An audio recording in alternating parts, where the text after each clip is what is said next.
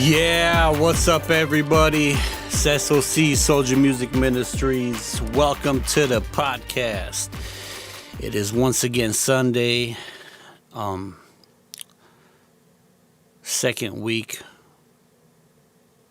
Sunday of the month of the year 2022. And I was gonna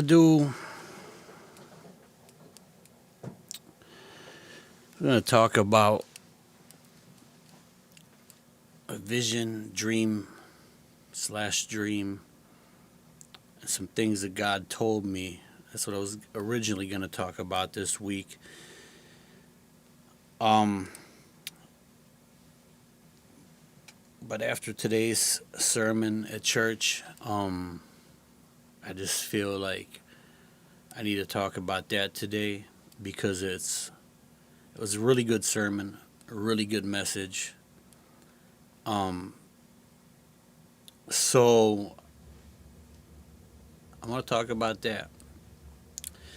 Topic was,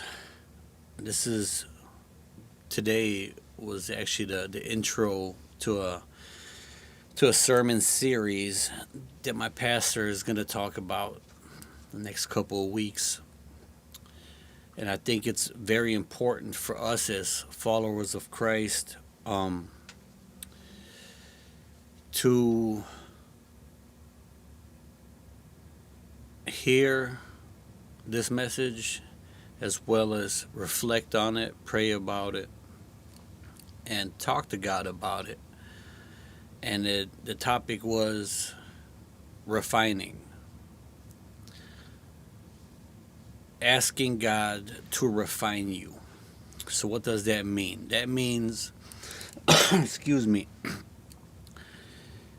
the example that my pastor was giving is, if you look at gold, which we consider to be one of the most precious metals there is,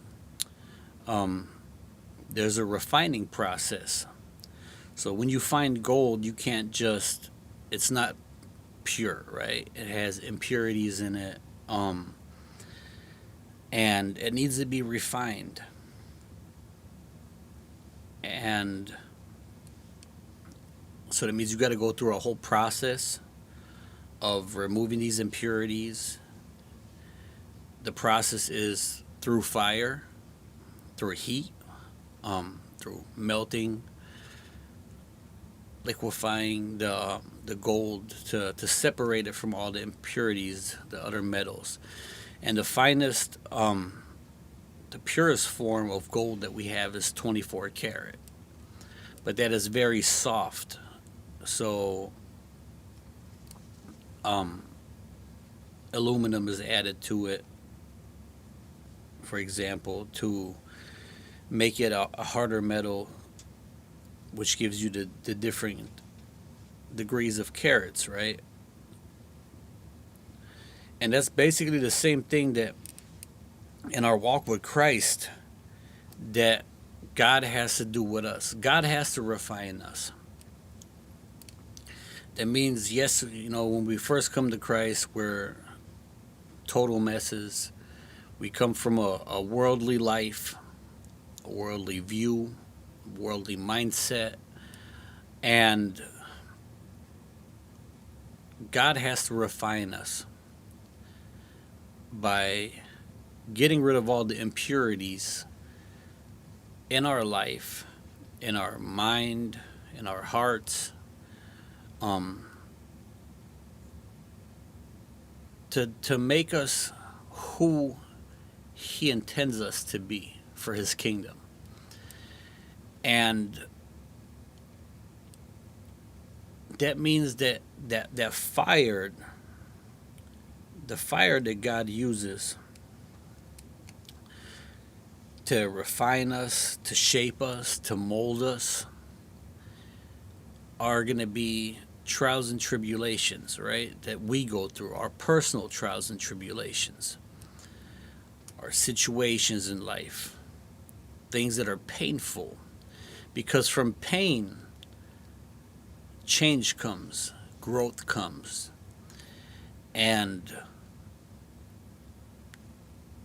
So God allows us to go through trials, to go through situations, through painful situations, because these painful scenarios in our life are what gonna break us down, just like the gold is being broken down in the fire, and it's gonna separate us from these impurities that God is going to be able to refine off of us and remove from us, whether it be a certain mindset, whether it be, things that you liked before, things that you did before that do not align up with the Word of God, that do not align up with the will of God. And a lot of times when people are going through painful processes, and I've been there numerous times in my walk with Christ, whether it was breakups or whatever it was, right?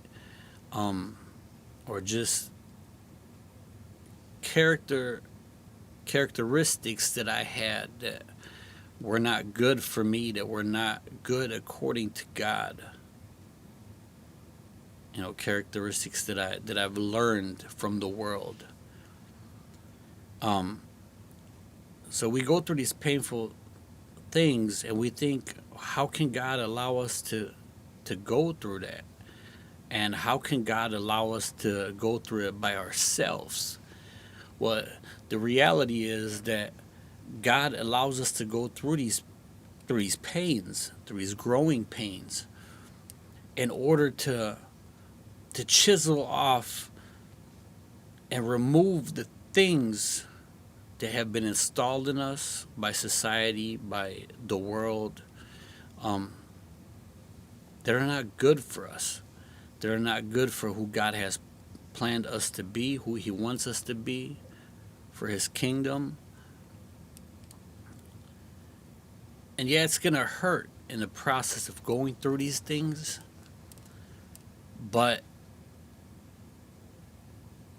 at the end of the day, when whatever that negative thing was about you or in your life that was removed and you went through the pain, you're going to experience joy through Christ. And the thing is also that God does not leave us alone while we're going through this. God is always with us. He's always right by our side. And a lot of times when we think, oh my God, I was going through this or that situation in life, and it was so painful, and God just left me alone, and because I couldn't see Him, I couldn't feel Him in the situation. It's not that He left us alone; like He was carrying us through those situations. I don't know if you guys ever heard of that. I don't know if it's a poem. I think it's a poem.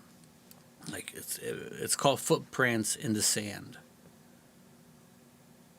and it's like two set of footprints, and it's like this poem goes along the lines of, I'm walking through the sand like life, and I see God's footprints next to me, and then suddenly they weren't there no more. And it was just one set of footprints. And a lot of times we think that we're the ones that walk that path, that those footprints, that single set of footprints was us walking, when in all reality it was God's footprints, because we couldn't go any further, we couldn't walk anymore, and God had to pick us up and carry us through what we were going through, so we could make it. And I think for this year, for myself, like it hit me really hard in church today, because I've been going through some things this week, the last 3-4 days, just spiritually, and just in my mind, going through things, is that I need to be more in prayer. I need to pray more that God's going to refine me this year and continue to just get rid of all the impurities in me, because I don't want those impurities hindering me in my walk with Christ, in my walk of doing what God has called me to do, what God is still going to call me to do. I don't want to be blocking myself with my ways of thinking, with my ways of doing things a certain way. So I think for all of us as followers of Christ, whether you've been walking with Christ for a month, a year, 10 years, 20, 30, 40 years, we should always, and especially right now in the times that we're in, because chaotic times, we are in end times. And we really need to focus on Christ more. and it starts with us, because we have to be willing to say, God, whatever it is, your will shall be done, not mine. God, whatever you want to remove from me, remove it. Whatever is hindering my walk with you and stepping into the destiny that you have for me, whatever is stopping me, remove those impurities, refine me, purify me. Like, create a pure heart in me, create a pure mind in my head, just so we can have a better relationship with God and be who He has called us to be and walk the path that He wants us to walk, that He has ordained for us, okay? And so it really does start with us. Whether you want to see a change in your relationship with your wife or your husband, or if you want to see a change in your job situation, or whatever it is, it has to start with you and fully submitting yourself to God and telling the Lord every single day, Lord, refine me, remove impurities from me, so I can fall into your will and not my will.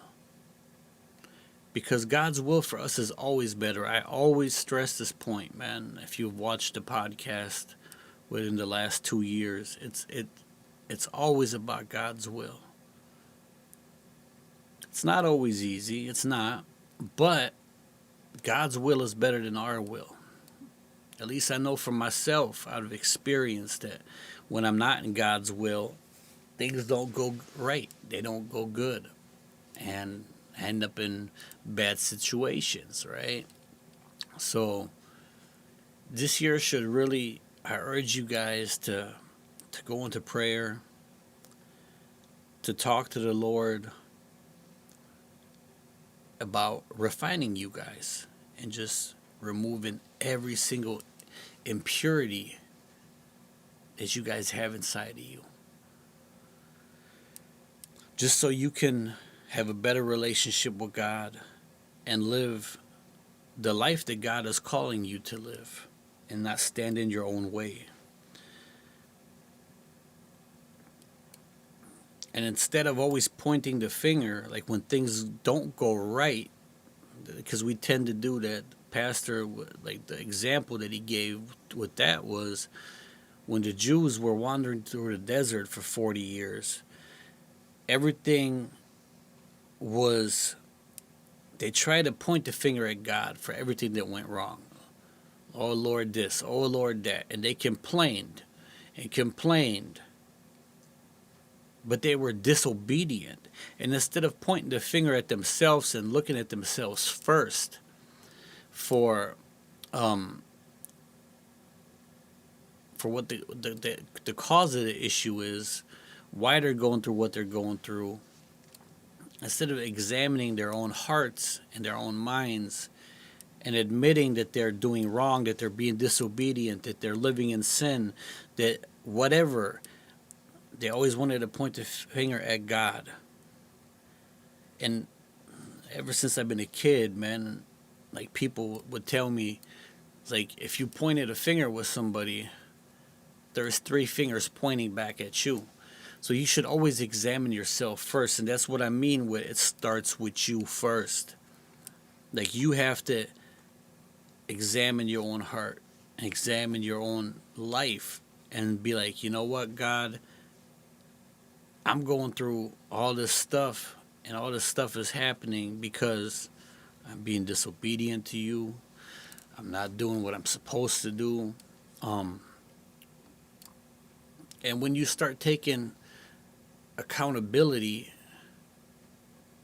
and responsibility for your actions, and you hand it over to God then and say, you know what, Lord, refine me.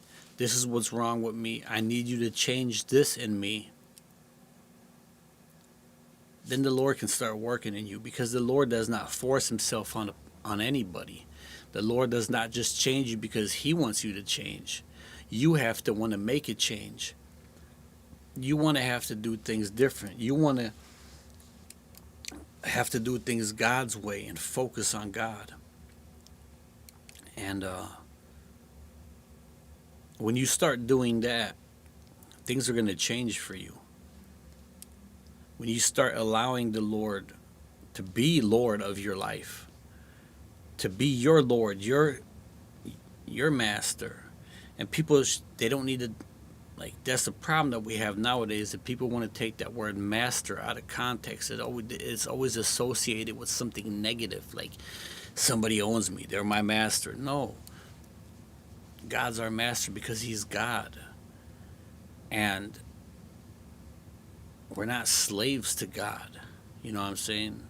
We're slaves to our sin if we continue to live in it. So just examine your hearts, your lives, your thoughts, where you're at, and start making God more of a priority in your life. Start focusing on God more. Start talking to him more. Start reading the scriptures more. Read the Bible. Like I said, start praying more. Have more intimate conversations with God. I mean, the Lord already knows your heart. He knows every thought that you have, everything that you're going to do. He knew that before he created you, about you, okay? But he still wants you to communicate with him. And it starts with ourselves. Take responsibility for yourself. Focus on the Lord. And let the Lord refine you. That should be all of our goals for this year. It's just to have a better relationship with God and have him shape and mold us to who we need to be for his kingdom, for his honor, for his glory.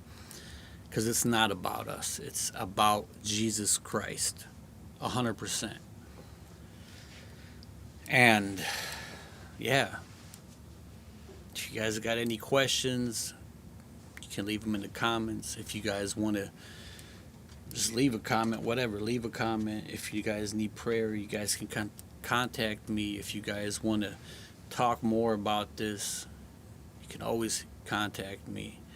And with that being said, I'm just going to leave it at that. It's about being refined by God and letting him do it. Okay? With that being said, I pray that you guys have an amazing rest of your day. I pray that the words that I just spoke will resonate in your head, that you will self-examine yourself, that you will seek the Lord, that you will just seek him more.